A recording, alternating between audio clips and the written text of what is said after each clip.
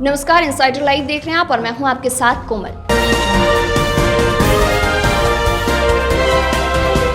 बंगाल में भवानीपुर सीट पर उपचुनाव बेहद दिलचस्प होने वाला है। भारतीय जनता पार्टी ने भवानीपुर विधानसभा सीट पर होने जा रहे उपचुनाव के लिए उम्मीदवार की घोषणा कर दी है। जानी मानी वकील प्रियंका टिब्रेवाल को भाजपा ने उम्मीदवार बनाया है। मुख्यमंत्री पद पर ममता रहेंगी या जाएंगी, यह भवानीपुर विधानसभा सीट पर उपचुनाव का परिणाम ही तय करेगा।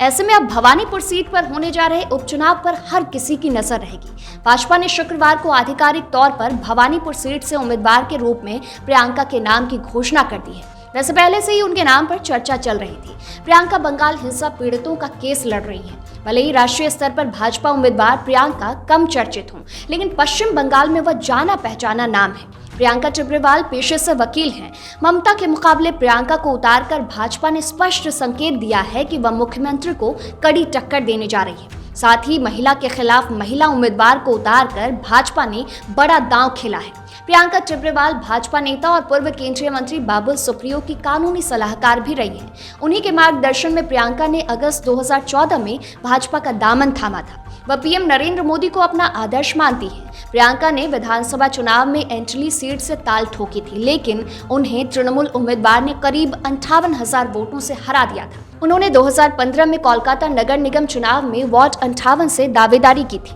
लेकिन तब भी उन्हें टीएमसी के हाथों शिकस्त झेलनी पड़ी थी। भाजपा ने अगस्त 2020 में प्रियंका को भारतीय जनता युवा मोर्चा का प्रदेश उपाध्यक्ष बनाया। प्रियंका विधानसभा चुनाव के समय से ही ममता बनर्जी को लगातार कटघरे में खड़ा कर रही हैं। पिछले दिनों उनका एक बयान काफी चर्चा में रहा था। उन्होंने कहा था कि पहले ममता बनर्जी ने सोचा था कि वह 2 सीटों से विधानसभा चुनाव लड़ेंगी, लेकिन जब भाजपा ने यह कहा कि वह डर गई हैं, तो यह सुनकर ममता दीदी ने सिर्फ नंदीग्राम सीट से चुनाव लड़ने का फैसला किया।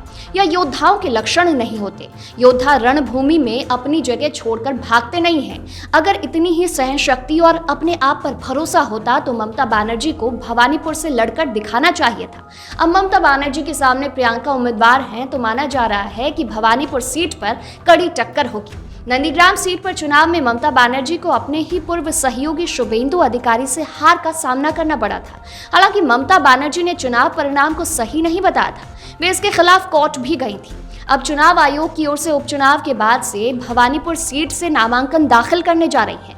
ऐसे में भाजपा ने प्रियंका को उनके सामने खड़ा करके बड़ा दांव खेला है। वहीं भवानीपुर के अलावा 2 और विधानसभा सीटों जंगीरपुर और शमशेरगंज विधानसभा सीट पर होने वाले चुनाव के लिए भाजपा ने प्रत्याशी के नाम की घोषणा की है। जंगीरपुर से सुजीत दास, जबकि शमशेरगंज से मिलन घोष को पार्टी ने उम्मीदवार बनाया है। वहीं दूसरी तरफ बंगाल विधानसभा में विपक्ष के नेता शुभेंदु अधिकारी ने कहा कि भवानीपुर की जनता भाजपा के साथ है। भाजपा ने उन्हें नंदीग्राम से हराया, पार्टी इस सीट पर भी उन्हें हराएगी। आपको बता दें कि मुख्यमंत्री बने रहने के लिए ममता का उपचुनाव जीतना जरूरी है। वहीं ममता को भवानीपुर से पटकी देने के लिए भाजपा भी पूरे दमखम के साथ जुट गई है। भवानीपुर समेत बंगाल में तीनों विधानसभा सीटों पर 30 सितंबर को चुनाव होने हैं। वैसे सूत्रों का यह भी कहना है कि भवानीपुर से भाजपा की पहली पसंद प्रियंका नहीं थी। पार्टी किसी बड़े चेहरे को उतारना चाहती थी, लेकिन सभी बड़े नेताओं ने ममता के खिलाफ उतरने से साफ इनकार कर दिया।